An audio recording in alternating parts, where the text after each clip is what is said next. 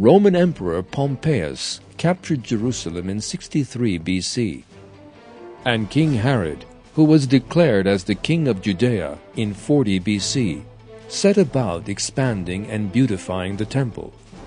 The temple was sacked and burned in 70 AD.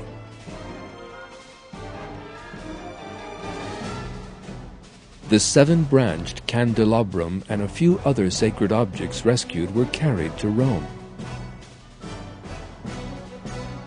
Ever since then, the Jews have wept nearby the temple, and later at the Wailing Wall, the remains of Herod's ramparts.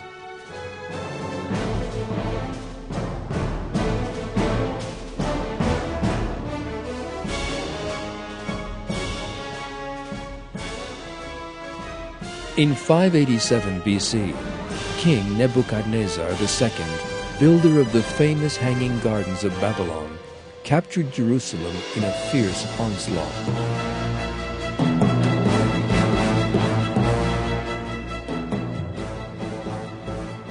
He pillaged it and exiled the Jews living there to Babylon and other cities.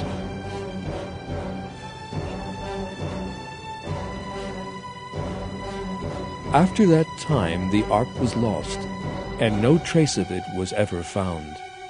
40 years later, however, the Jews' exile came to an end, and they returned to Jerusalem. They then rebuilt the temple, but were forced to leave the chamber of the ark empty. The belief that the ark was not actually lost at all soon began to spread.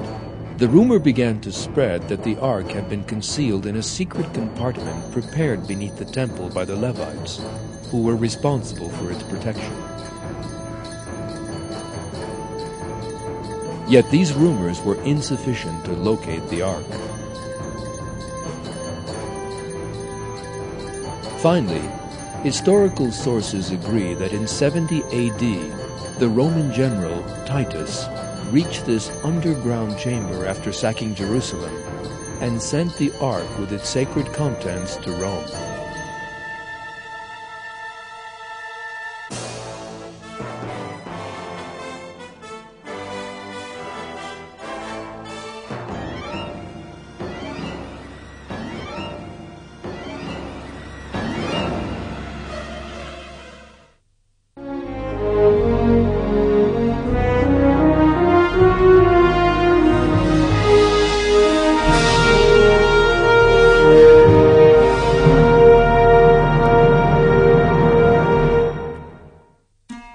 The ark, believed to be kept in Jerusalem between 587 BC and 70 AD, was never seen again. Furthermore, the Jews, who believe that the ark will reappear after the coming of the Messiah, have been seeking it for hundreds of years. Christians are searching for it because they regard the ark as one of the signs of the return of Prophet Jesus to earth before the day of judgment.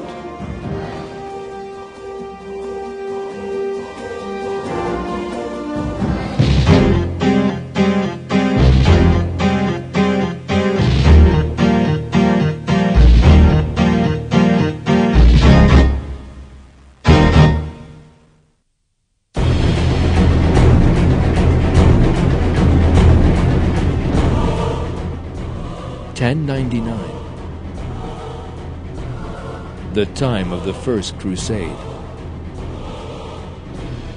The Christians who participated in the crusade captured Jerusalem with terrible slaughter.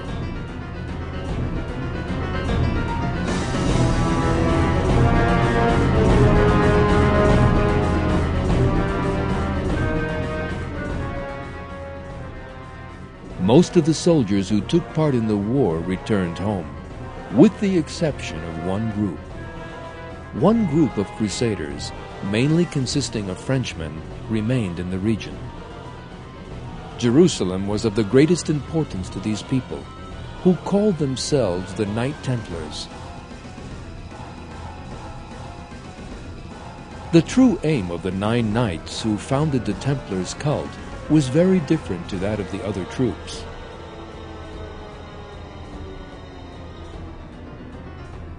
They said that they wished to find remains and writings containing the essence of Judaism and the secret traditions of ancient Egypt. It is a known fact that their aim was to find the Ark. Their presence in Jerusalem after so many years was therefore an opportunity not to be missed. This was because they could now search the region as they wished and had the means to look for the Ark.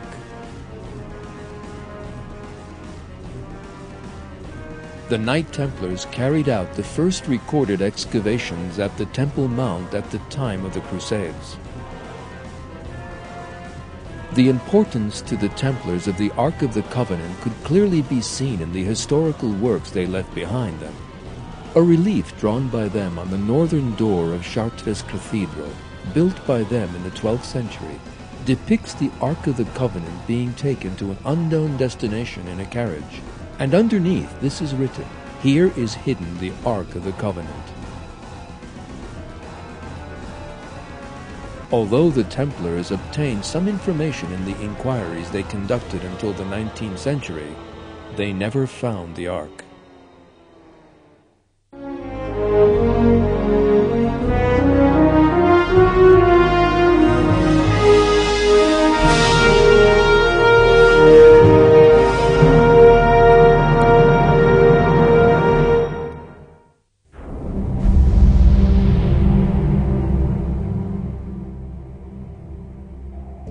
The long years of endeavors to find the Ark of the Covenant were also reflected in films.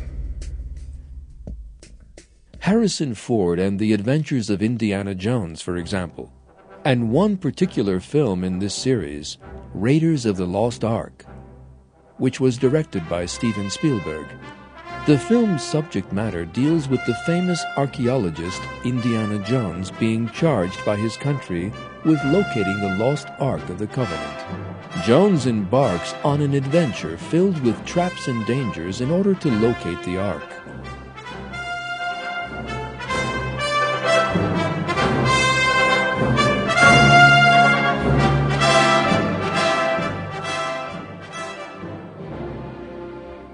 The films in this series evoked considerable interest in the years they went on release.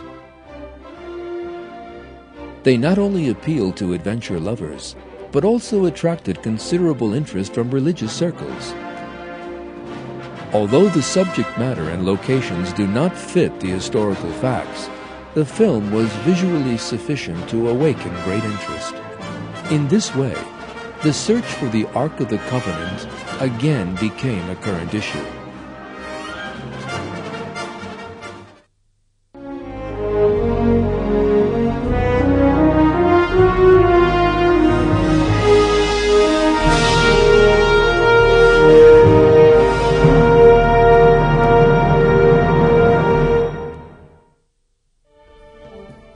According to hadith reported by our Prophet, the Ark is somewhere near Antioch in Turkey. In the end times, it will be found by the Mahdi and will be a symbol of his dominion, as it was of the kingship of Saul. The hadith on this subject state, the reason for him being called the Mahdi is his showing the way to a hidden thing. He will unearth the Ark from a place known as Antioch.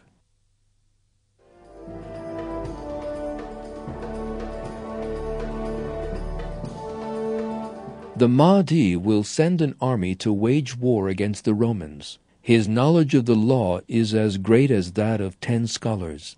He will unearth the Ark of the Covenant from the Antioch cave.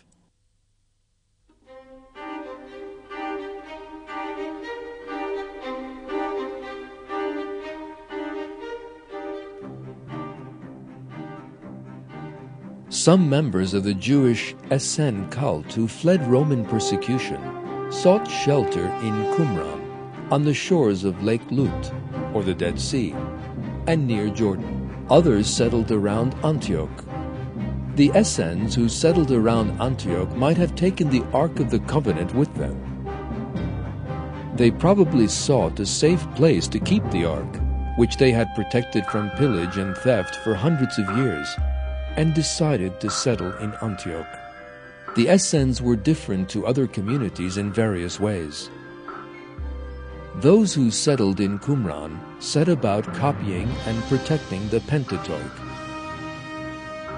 Those who settled in Antioch, on the other hand, dedicated their entire lives to the protection and preservation of the Ark to such an extent that they would even sacrifice their lives for it.